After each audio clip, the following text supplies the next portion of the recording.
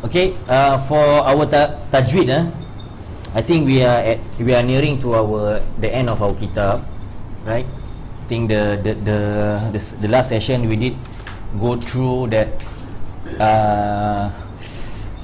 the discussion on the part of huruf from the Quran.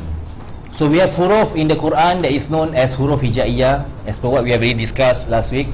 Okay, huruf, there's a lot of huruf in terms of the Arabic language itself. We have huruf hijaiyah, huruf that has no meaning when it's independently written on its own, or if we write all these alif, ba, ta, tha, jim, ha, kha, dal individually, it doesn't possess any meaning, because the purpose for huruf hijaiyah is only to spell out or to form up a word, not a sentence, to form up a word. Then the sentence consists of various words, right? Multiple words or verbs that is combined into a sentence. Okay, so that is the whole purpose of huruf hijaiyah. Huruf hijaiyah, the purpose is to spell out the word or to form up a word. Okay, so there is 29 according to the majority of scholars. Majority scholars mention 29. So that means there is the minority scholars that differs with the majority scholars. So the minority scholars, they mention, right, there is 28. So minority of the scholars, it means minority, minority said there's 28 huruf hijaiyah, not 29. So again, it doesn't matter, both are right in their approach, right? But only because they have their dalil to back them up, right? So we're going to take the majority approach, which is the 29. So the 29 consists of alif, okay, it consists of ba, then we have ta, tha, jim, ha, kha, dal, zal, ra, zai, sin, then we have shin, then we have sad, dot, ta, za, ain, ghin, then we have fa, we have qaf, we have kaf, we have lam, we have mim, we have nun, then we have waw, we have ha, hamzah, and ya. Okay, just now I mentioned about our scholars differs, right? They differ at number 28 here, is hamzah and alif. They debate here. They said that alif is counted as hamzah also, because when you put the vowel of fathah in alif and hamzah, it has the same. Alif, you know, in Malay we said alif atas a, hamzah atas a pun sama, right? Same. So that means alif with the fathah vowel, it will produce a. Hamzah with the fathah vowel also will produce a. So this is their debate. But the majority scholars mention alif is not. Alif doesn't serve that purpose. Hamzah is hamzah, alif is alif. Because hamzah itself, there's a different forms of hamzah in the terms of in a way we can write hamzah. So we have hamzah in this manner. It is still hamzah. This a, i, u, right? It's hamzah. Then we have hamzah in this form, it's also hamzah. Then we have hamzah in this form, like waw, but it's counted as hamzah. So then we have hamzah mamduda here, it is still counted as hamzah.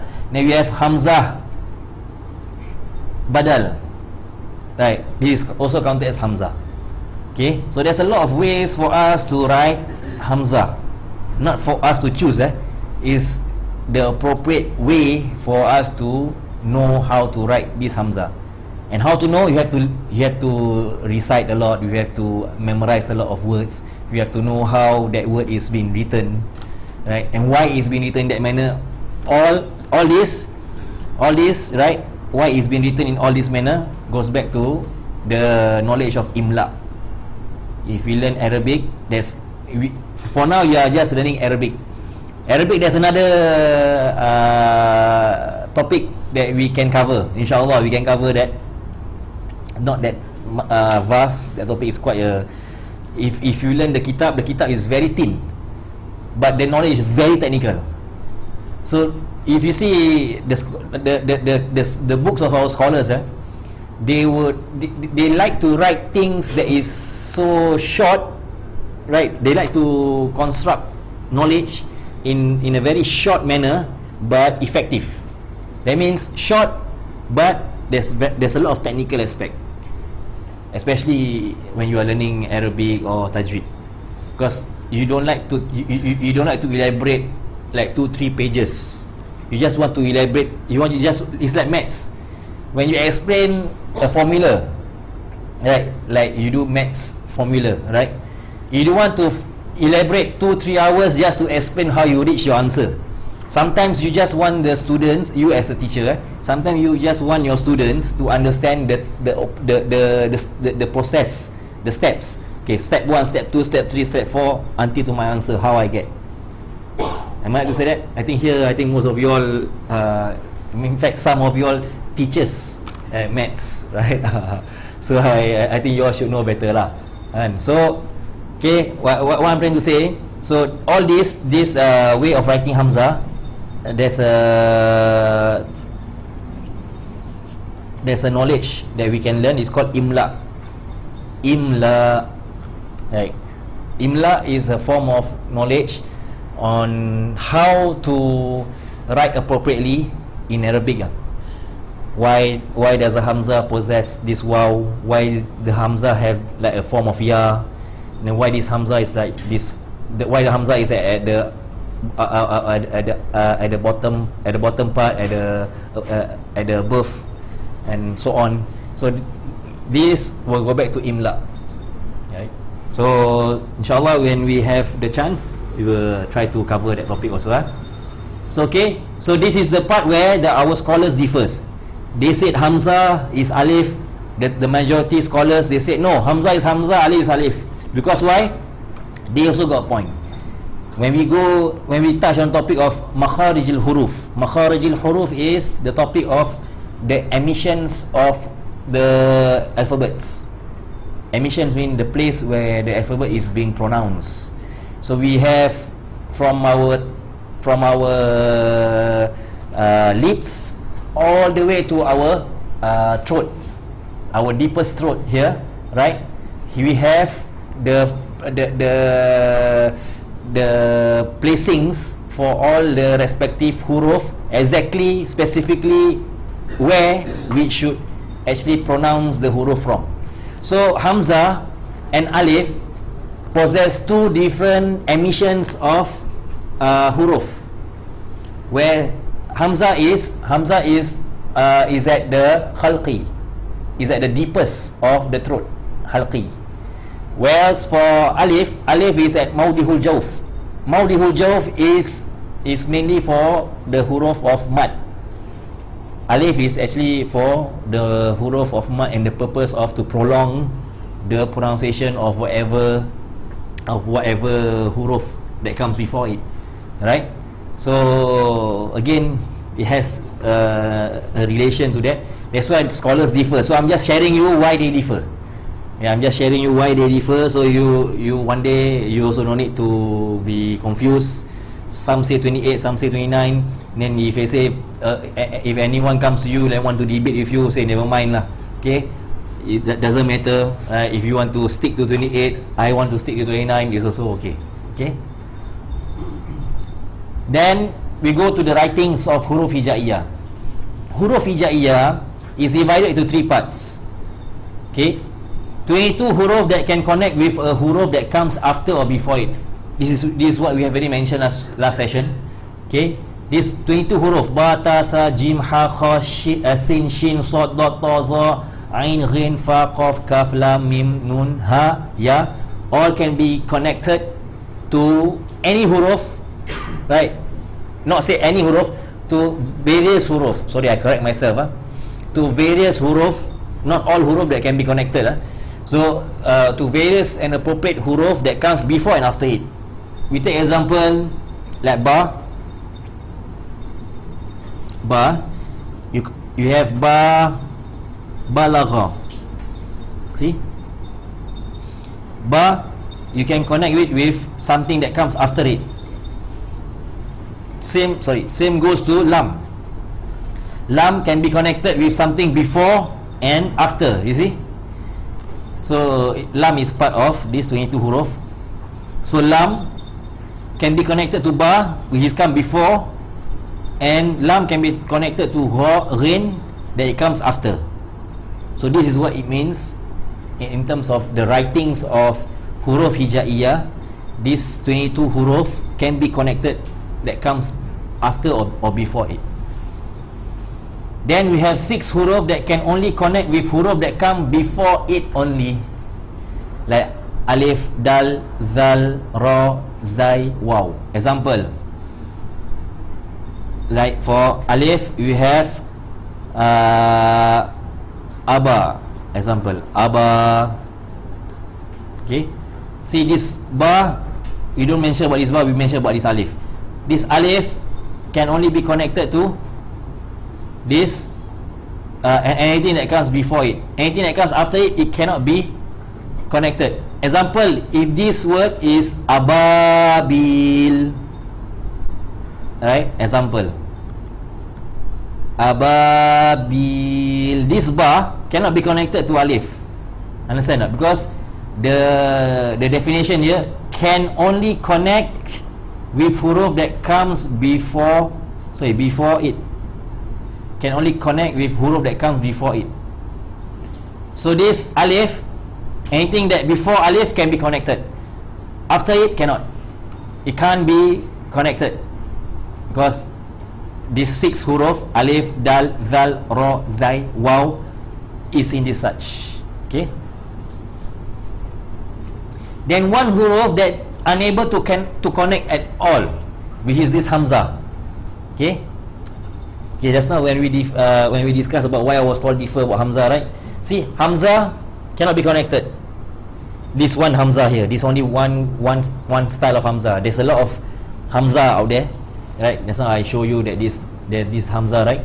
Only this particular hamzah, if this hamzah is stand by its own like this, cannot be connected. But this hamzah that I mentioned, right, can be connected. This hamzah here, this 3 and 2, 5 can be connected. But again, I don't want to go into great detail in that part. Okay, but we just talk about on a general perspective, hamzah cannot be connected. So that's why the scholars differs. So one huruf that unable to connect at all. So this hamzah cannot connect to something that is before or after at all. So that is the plain definition and the very direct definition for that. Okay, then we move. So huruf hijaiyah is divided into 3 sections based on its way as being expressed and spelled. We have 3A here. 3A, we have 17 huruf that have one way of spelling and expression. We have alif. So when we pronounce alif, we pronounce with fa. We don't say alif, alif, alif. We pronounce with fa, alif. Then when we pronounce jim, right, we prolong the ya. See?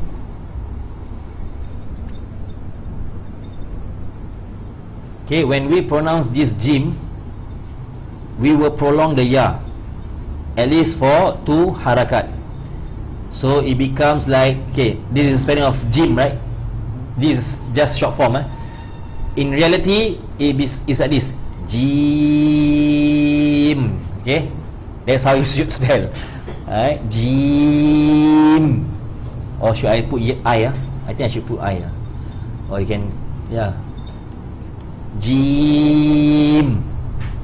At least you say jim, no, that means if you just say jim, it will just reflect that as if jim and mim only without the ya. Understand? It's as if like jim and mim only without the ya. Ya become huruf mat. Ya is a mat. Ya is a mat. And mat is important when comes to recitation. That's why we learn a bit on this. So same, dal. There's alif here, right? So you have to prolong. Dal. Okay. So the proper way to pronounce this, again, Romanize word doesn't really help, but again, it's good for you to learn the Arabic.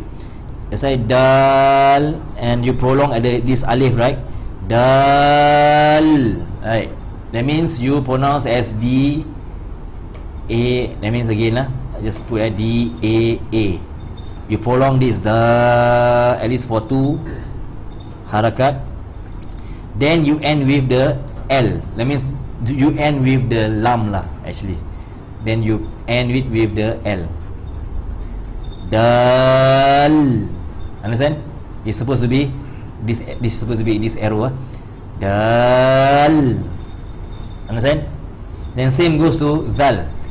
Zal. Right? That's the proper pronunciation of this huruf. Again, this is not really going to cause any much difference. If you just want to pronounce outside the recitation of the Quran, is okay. If you want to pronounce it short form, dal, zal, jim, okay, no problem. But be wary, be careful, because why? In the Quran we have surah muqatta'ah. We have the surah that begins with all the huruf-huruf muqatta'ah, which is like example like alif lam mim ra kaf ha ya ain sad. When it comes to that, you have to pronounce exactly like how it's been taught here. If you don't fulfill the rights, you are executing the wrong way of recitation. And when you recite wrongly, right, that means it's wrong lah. It's counted as lahan. But what kind of lahan here? If it change the meaning, change the huruf, it can comes to lahan jali. That means an error that is so prominent, so clear, right? If it's just minor only, right? If you don't prolong it, as example alif lam mim, that lam you have to prolong to 6 harakat, but you prolong up to only 4, right? That is only counted as lahan khafi. That means the error that is being concealed. It's concealed error. It's not really prominent. Okay? Understand? Okay, now we have dal. And then we have zal. Zal also same. Zal. Okay? Then we have sin. Sin, that means the same. You have to prolong at the ya. Sin. Then you end at the nun. Shin also same. Shin. Sod. Sod. You end with the dal.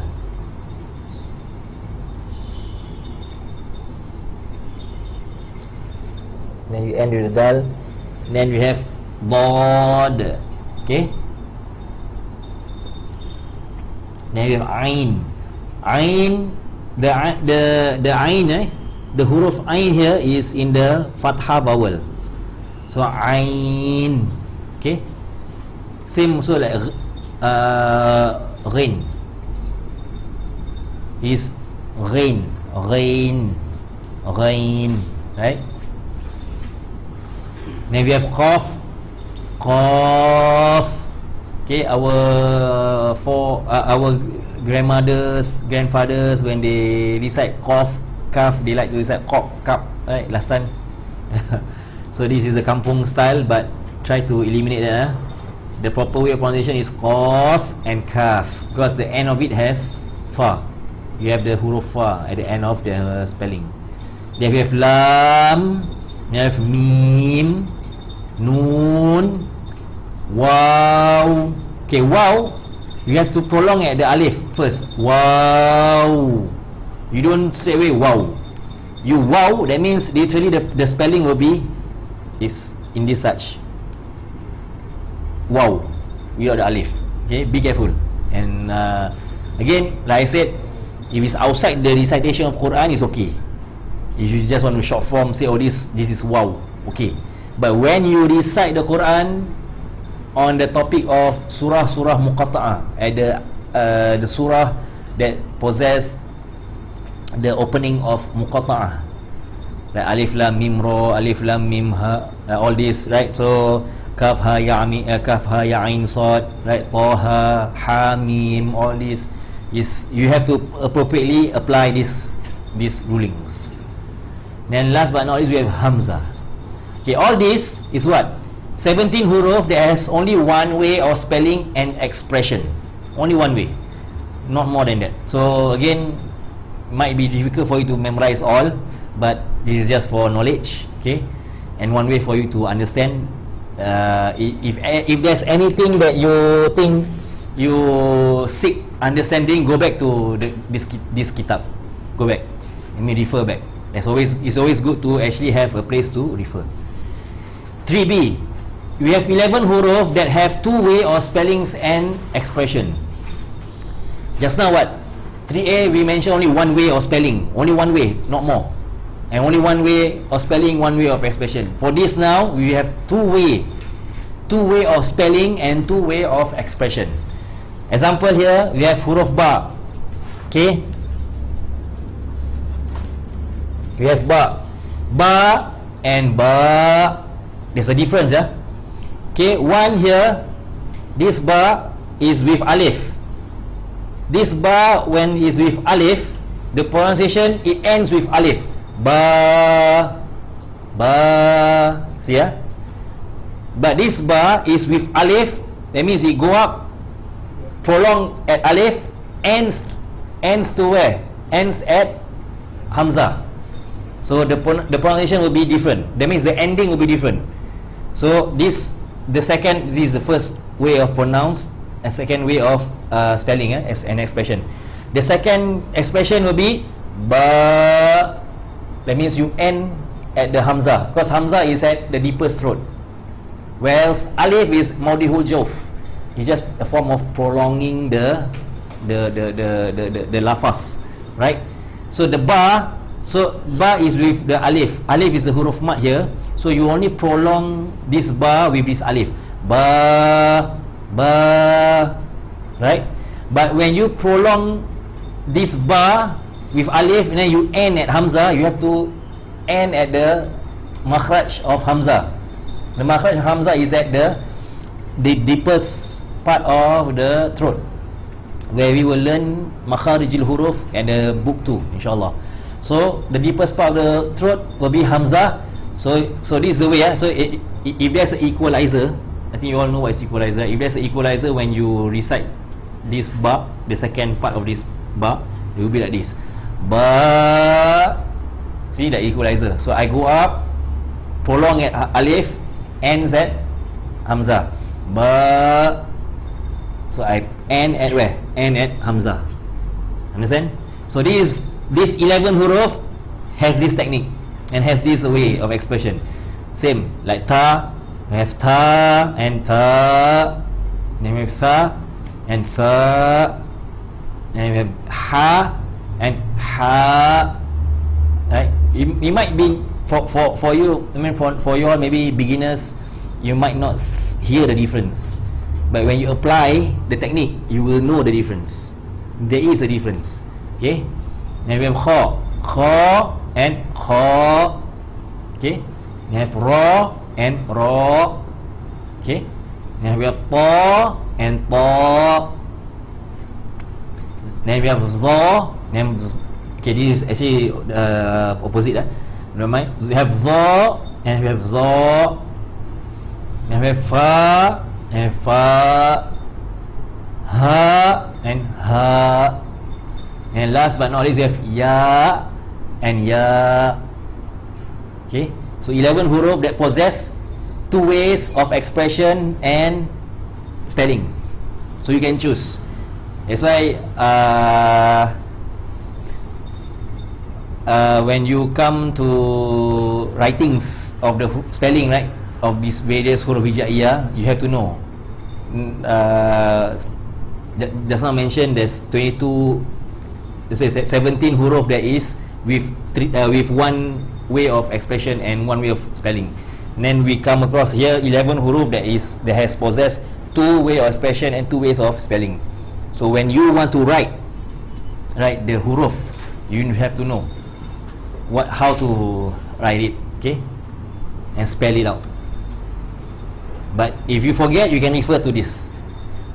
InsyaAllah, whatever you have difficulties on whether how to spell this huruf, right, go back to this. You will not go wrong, because this is the reference for you. Okay. Okay, last but not least, okay, any question on this part? Okay, quite straightforward lah. Last but not least, okay, at the end of our book 1, we have the part 3, one huruf that possess 3 way of spelling. Just now we have 1 way of spelling, 2 way of spelling, and this one huruf that stands out possess 3 way of spelling. We have the huruf Zai. Okay, first we start out with Zai with this. Literally the spelling of Zai is Zai. If you go back to the original state of spelling for Zai, okay, oh, it's not reflected here. Huh? Number 11, huh? Yeah, here. Yeah, but it's counted as Zai, right? Zai, because the pronunciation will be Zai, Alif and Ya. Okay, this is the original one. But our scholars mention also it has another 2 way of expressing and another 2 way additional ways for it to express and spell. It is Za with the Alif, Za and Za. Okay, so Zai possess 3 ways of spelling and expression. So unique lah. If you ask me why does scholars go in great detail on this, it has a relation to the way we pronounce the various huruf hijaiyah. When we go into the makharijul huruf, you understand why they possess 2, 3 or even 1 way of expression.